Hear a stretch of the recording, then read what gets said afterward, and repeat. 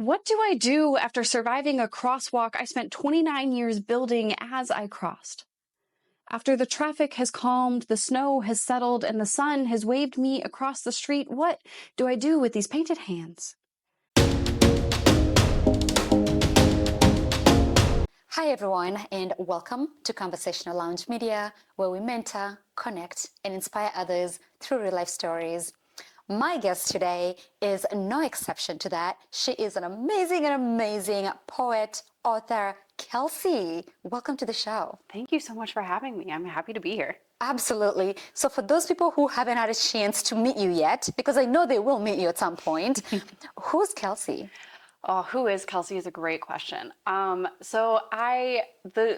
overview is that I am a poet, I'm a speaker, I'm a mentor, I'm a lot of things, but I mostly am somebody who's just trying to be real in everything that I do and encourage people to see their own truths and find their own paths, because that's what I needed when I was younger. I love getting to tell people that I am who I needed when I was younger, and so that gets to be my full-time job, is traveling around as a poet and giving talks or performances or leading workshops or whatever it is that different organizations or groups want. I get to be there and encourage their people, which is what I love. Oh my goodness. You mentioned something that's very powerful. You like to become someone that you needed when you were younger. Wow. I got goosebumps because don't we all? Like there's so many things that we end up becoming, caregivers and becoming all these things because if only we had that mentorship, if only we had that direction when we were growing up, that's just what inspires us to do what we do. Yeah. So with your speaking, what do you speak about? It depends on the event, and it depends on, I guess, really what their message is. So I've done talks on finding your career path and following the path, even if it's an abnormal one. As a full-time poet, I think I can speak to that. It's not a normal path, and encouraging people to think outside the box with their careers. I've also done talks on mental health. I recently did a talk that was very borderline revealing, but also still surface level, still digging into this part of opening up about my struggles with CPTSD and dissociation, and how poetry has helped me with that. And then I've also done talks on just poetry and the poetry community and that kind of thing. So it really just depends on the event. Wow. Oh my goodness, that's powerful. And I like how volatile you are. You just speak to whatever audience, whatever topic comes. So the CPTSD, right? Are you in a point or in a place where you can now use your experience to help others, or are you still healing on that journey? Both. I am still actively healing on that journey, and I'm being very open and public about it as I'm going. It was only in the last couple of years that I learned that that's what I have, and that I became aware of my dissociation. And that's actually a lot of what this book is my poetry that helped me process and understand what I was thinking and feeling and experiencing, and then how I used that to make my life better, and how I've gotten to where I'm at, and recognizing that healing is almost never done, but it is a process, and it is work, but I've been very public about it. So it's both. I'm still healing while also able to talk about it. Wow. I love that. You mentioned your book, Yes. and you mentioned that you're talking, like that's part of this, right? Part of your healing and part of you helping others heal through your experiences. So let's talk about this. It's called Far From Broken. So that's what inspired you to write this, or what inspired you to write this? And let's talk about this, and when is it coming out? Well, it's coming out April 4th. We'll get the easy question out of the way. It's coming out April 4th. Pre-orders are out right now. I'm so excited. This book is already changing my life, and it's not out yet. I will say what inspired me to write this book has just been my whole life. I've been writing this book my whole life. Literally, there are poems in here. There's a poem in here that I started in 3rd grade. There's poems that I wrote at 16, 18, 20. all the way up till now at 30. I've been writing this book my whole life. It is a collection of poems that were written in the heat of an emotion as I was trying to understand it and as I was trying to process how to get through it and how to not let it cripple me. And there are poems that are joyful, that are acknowledging the good ways that I was able to make my life better and get away from the things that were hurting me.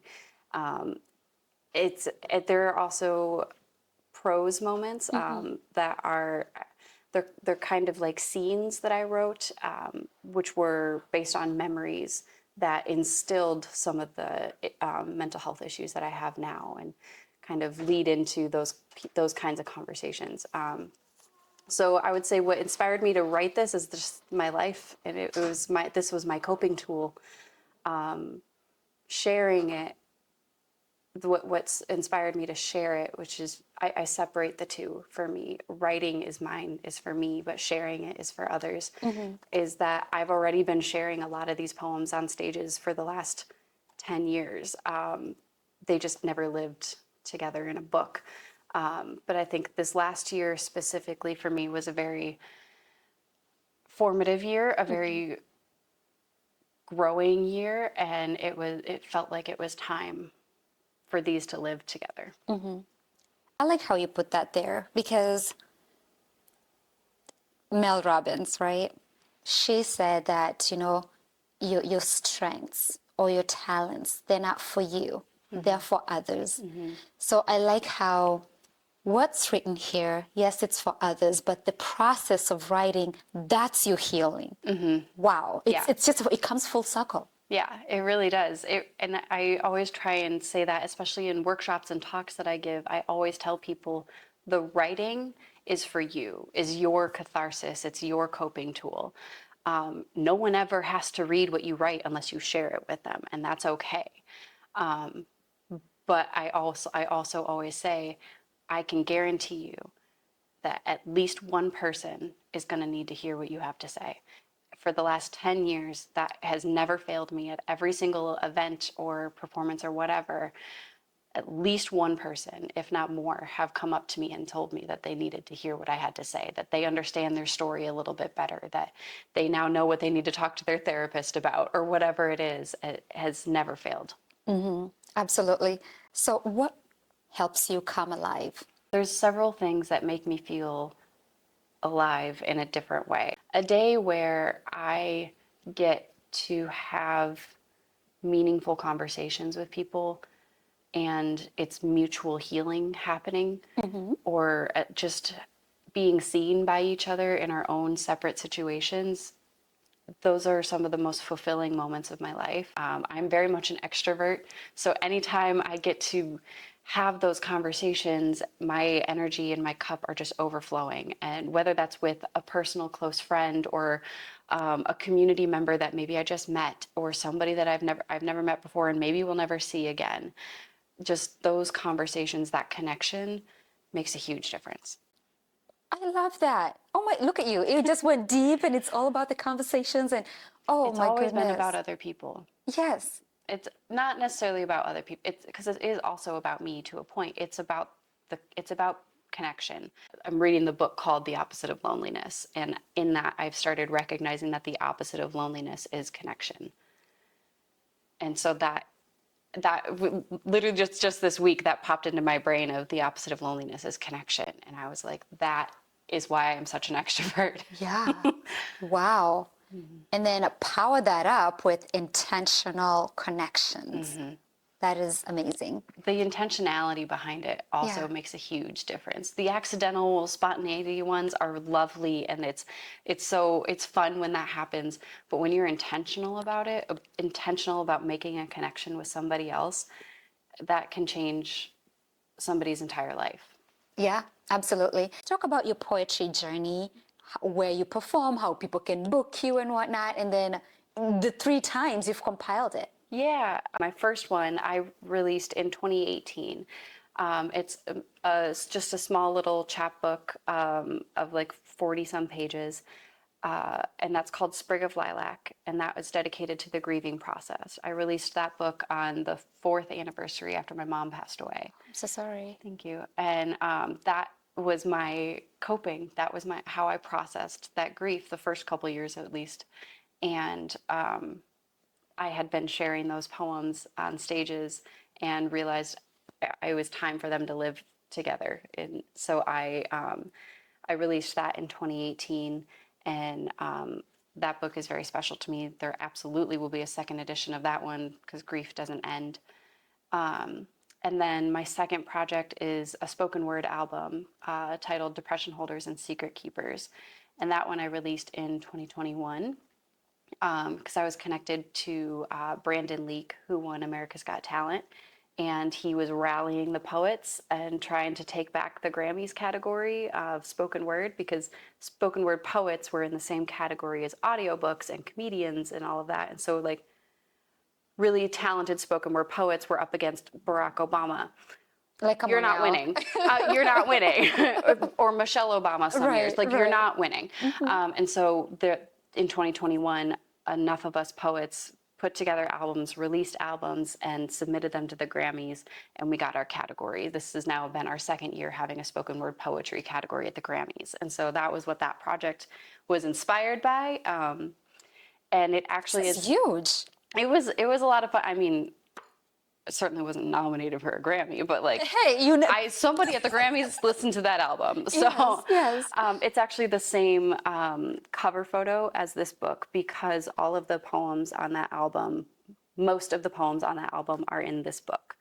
I actually want to keep it here this way. Let's, There we go. You know, so everybody can see. So you can see too. Yes. And so those poems, I had been performing a lot of them on stages as well, and with Brandon's call for us to take back the Grammys, it was time for those to live together, and that's kind of my signal that it's time for a project to come to completion. And these, like I said, I had been writing this book for a long time, and it was time, both in my career and in my healing journey, to present them together, to do that. So those are kind of projects that I have. Yeah. And then my journey, I'll give you the spiel. Yes, please. I love spiels. So I've been writing poetry for myself since middle school. I hated poetry when I first learned what it was. So what was that, like 6th grade, when you learn that it's supposed to rhyme, it's supposed to fit a certain meter, and I don't do those things. And so I was like, this is awful. I hate it. I'm not Shakespeare. And so I just wrote it off. But in 8th grade, we were writing in journals, and like just free writing kind of thing. And that was a very hard year in my personal life for me. That's when I went through a lot of the stuff that's written in this book. And I was processing it through free writing, and somewhere in there it changed into poetry. And poetry felt like a more accurate way to describe what I was feeling or what I was thinking or what I was experiencing. And so that, I kept it private. It was my own private teenage angst that I wasn't going to share with anybody. But fast forward to my sophomore year of college, I took a creative writing class. And the thing about creative writing classes is they come with workshop, which means you have to give your poems to your classmates, and they provide feedback of how to make it better. But that was also the semester that my mom passed away.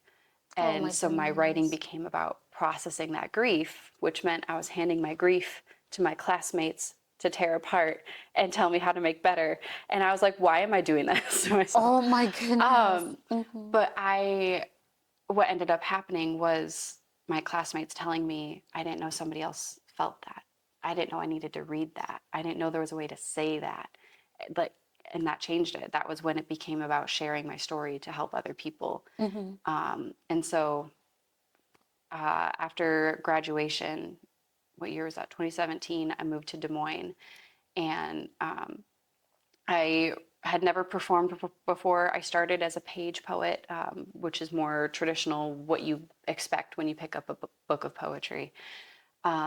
But I wanted poets, and I didn't know anybody in town. And so I found the Des Moines Poetry Slam. And I was like, I don't know what a slam is, but it says poetry, so I'll go. And I met the founder that night.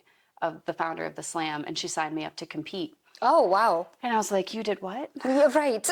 I have never, but I was still very much a people pleaser, You're like, so say I yes. was like, I'm not going to push back. So I did it. And I got off stage and she asked how that was. And I said, that was absolutely terrifying. And I'm doing it for the rest of my life. Oh, wow. You took the challenge. I did, and it was fantastic, and that changed it for me. I started performing more and going to the monthly slam and open mics, and then eventually started getting booked for other performances, and people started wanting to pay me, and then I released my book, and then I was featuring, and it all just kind of spiraled, and I was doing it part-time for several years until about 2022 when I just couldn't keep working in corporate America anymore. I had to make the leap, and I've been doing it full time ever since. Wow. Those tiny little steps that you make, and certain steps that sometimes you get tossed into it. Yeah. You accept the challenge, and look at you now. It's your career. It's my job, and it's my life. It's everything to me, and I love it. And I'm Yeah. so lucky. I'm so grateful. But the other part to your question was, where do I perform? How do people book me? Yes. All of that, the good stuff. Where the Exactly. money comes from to make this my job. But I'm performing everywhere. I perform on any stage that wants a poet, whether that's in a poetry space, like at slams or open mics or showcases. But I also perform, I have several conferences booked this year, and non-poetry spaces like schools or organizations who are having events for their employees, or anywhere that they want a poet. And I also do a lot of workshops in the same spaces and that kind of thing. So you can book me on my website, which is I'll tell you, kelkaybpoetry.com. That's KELKAYB poetry.com. Perfect. Or just search Kelsey Bigelow Poetry. You'll find me. Oh, yeah, even better. See, It's easier to when search the Kelsey name is Bigelow. It's so much easier. yeah, so you have a popular, name tied to your function, then let's Yeah. go. So this book, you mentioned that it's coming out in April officially, but where can people pre-order and get it if they're interested? I don't think we yes. mentioned, did we? I don't think we did, but yes, if you can easily find it on my website. I have it on the front page. I have it on my shop for pre-ordering, but pre-orders are through Amazon right now. It's the only time I'm going to be sending people there because that's where the pre-orders can come in. But then if it's after April 4th, anywhere. It's going to be distributed anywhere online that you order, not just Amazon, but also all of the like indie bookstores online and in-person bookstores. Libraries can have it. Anywhere you want it, ask them and they'll order it. Yeah. Or from me directly from a website, I'll sign it and mail it. I was going to ask that question. Yes, Because if I've you order noticed- directly from yes. me, I will sign it for you and mail it. Yes. So if you want that author signature, Yes. go to your website. Now, if someone's watching right now and they're fascinated with your story and your journey, what kind of advice would you have for such a person? My advice, if somebody is listening who wants to do this for themselves, who wants to follow their call, is to just do it and take yourself seriously, because nobody's going to take you seriously unless you are. And remember that it is an incredibly challenging and it can be a very lonely journey. You won't always have the people in your corner that you expect, but you will end up finding the best people. The further you go, the better, the more serious you take it, the most beautiful people will come out of nowhere and be the ones supporting you. Eventually, the people that you would like to support you that maybe didn't in the beginning will see it work out for you, and then they'll show up. But just keep going. I love that. Oh my goodness, it is very true. Your tribe will always find you Yes. when the time is right. Yes. Oh my goodness. And before I let you go, as a parting shot, is there something that you would like to share with your audience and I didn't get a chance to ask you today? Anything. It could be anything. Oh man. Just leaving the gates and the doors wide open. I think for anybody, because I mean, I'm still actively, like we mentioned, I'm still actively healing, is just remember that healing and overcoming your story, your past, doesn't end almost ever. And it doesn't necessarily, you're still going to have the hard days, and it's not going to become easy all the time, but you're going to learn how to manage it. And you're going to learn how to keep sticking around and keep fighting through it and just going right through the hard days. And the more that you do that, you are way more likely to enjoy the good days and have more of them. Wow. See? That door, I knew there was something in there. And I just have to tell you this, that I am personally very inspired by your journey. I know we've met a couple of times in different, environments, but I just have to say, when I meet someone like you, who you've been through a journey, you've been through some rough patches, but then you found a way to heal from that, but then you're not keeping that healing to yourself. This is what worked for you. This is what's giving you relief and release. And you're sharing that with others. Because I guarantee you, we always feel like you're the only one going through something until you share it. And then you realize that a lot of people are going through the same situations, just probably didn't know how to handle it until they saw how you overcame something or how you handled something. And by you talking about it, you're talking about it, you're talking about it through poetry, you're talking about it during speaking engagements, you're writing books, for Pete's sake, to share that. So by you sharing your gifts with the world, I think that's very inspiring. And thank you for doing what you're doing. Keep doing what you're doing, because sometimes it doesn't feel like it. Sometimes you feel, because we all get the gloomy days, and it doesn't feel like, especially when you're caught up in it and you're going from task to meeting, and you're just like day to day, you're just still getting through it. Sometimes it's hard to sit back and reflect. That's something I'm very actively thinking about in this day, actually, is that sometimes we need to sit back and reflect on what we have done and acknowledge the goodness in that, instead of just keep plowing through every day. yes. Recognize how far we've grown. Absolutely. And the most powerful thing I've noticed is the why behind why we do things. So like yours, the why you're writing books, why you're doing what you're doing, that story behind, that is a powerful tool. So yeah, don't let that die. Keep on doing what you're doing. Oh yes, absolutely. You want to hear a poem? Yes. Oh my goodness. As a matter of fact, like, let's do it. Let's end with yes, let's end with a poem.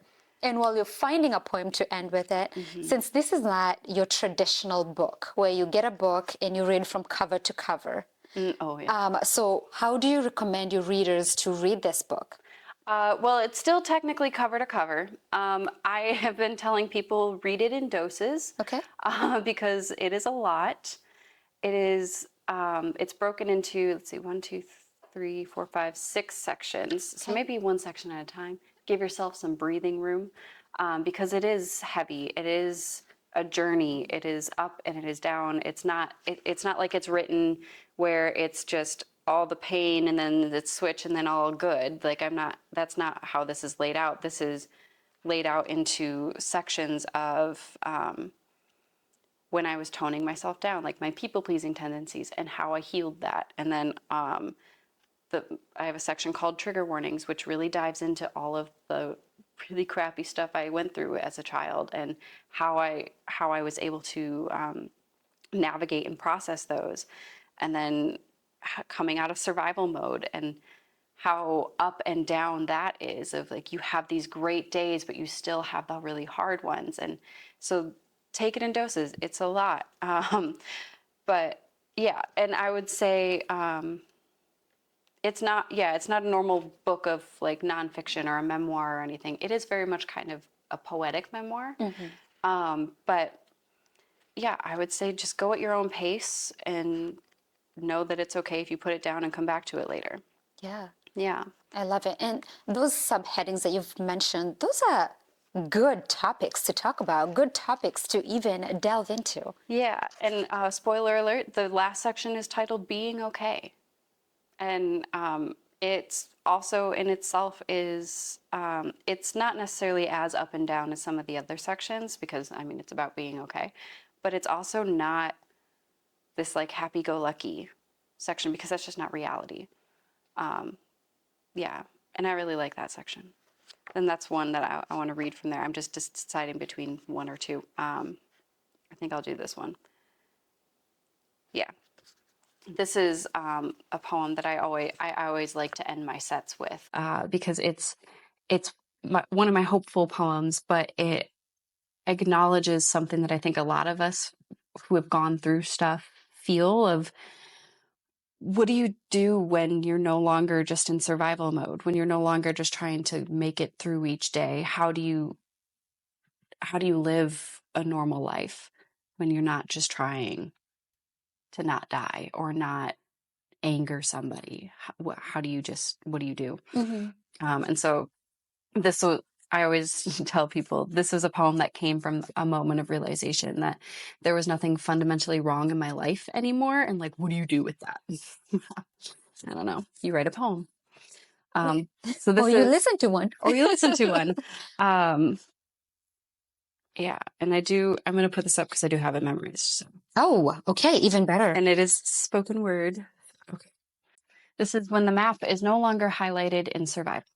What do I do after surviving a crosswalk I spent 29 years building as I crossed? After the traffic has calmed, the snow has settled, and the sun has waved me across the street, what do I do with these painted hands? They never learned how to hold, just to fold my feelings into my pocket as I helped others across. These concrete feet haven't learned how to beat their crust off, just to fight off the weight of each year. What do I do when the construction is complete? How do I step on an unfamiliar sidewalk instead of sticking around to sit in my handiwork for a while? To admire the elbow grease I pushed for, to allow myself a release into the life I fought for, how do I walk on? How do I know which road to follow when the map is no longer highlighted in survival? I'm learning. They call this a revival, and it's my turn to create the paths I discover. I'm no longer taking cover or being pulled into the cracks, and I'm learning. The hard hat I crafted from my own back never actually fit me, just enough to look protected. I'm learning to remove it. Let my head breathe sky again, let my hair feel breeze again. I'm learning to let my feelings unfold, especially the good ones. I'm told their names are relieved, peaceful, fulfilled, alive. I'm learning these feelings will live longer outside of my pocket. I'm learning. My crosswalk meant I built a curbside safe enough to take my first step as I begin building a sidewalk all my own. One that can hold the weight of the heavy and the hopeful.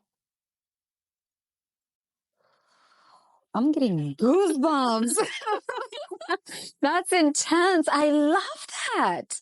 Oh my goodness. And thank you so much for sharing your poem with us because that is amazing. It's one thing talking about you're a poet and it's the other entirely, completely seeing you in your element, sharing one of your poems with us. Yeah. My goodness. It's a little sneak peek into this. But it is one thing to talk about it, but then it's also like a whole other thing to experience it. And I've always witnessed that with every poet I've ever come across. Yes. And now you kind of taught us how to read this book. So now next time when I get my copy, I'm going to try to channel the inner Kelsey. Channel me. Huh? Read it like a poet would read it. I love it. And there are a lot of these have videos on my YouTube that if you're ever like, how would she read this? Kelsey Bigelow Poetry.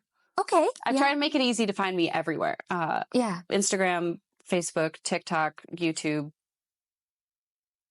my website, all the whatever other social media platform is out there. Yeah. I try and make it easy to find me. Kelsey Bigelow Poetry. Oh my goodness. You heard her straight from the horse's mouth. Is it a horse's mouth or straight from the poet's mouth? Well, Kelsey, thank you so much for your time today. And thank you for sharing your story at the show today. Thank you so much for having me. This is great. I love these conversations. Oh, same here. That's why we do this. And everybody who's watching back home, I hope Kelsey's story spoke to you or someone that you know. And if it did, please, please, please go ahead and share this with your networks, your family, and your friends. And if you haven't already subscribed, I don't know what you're still waiting for. Go to YouTube, Conversations with Trudy, and push that subscribe button so you can be a part of one of the most inspirational networks in town. Until next time, have a wonderful day.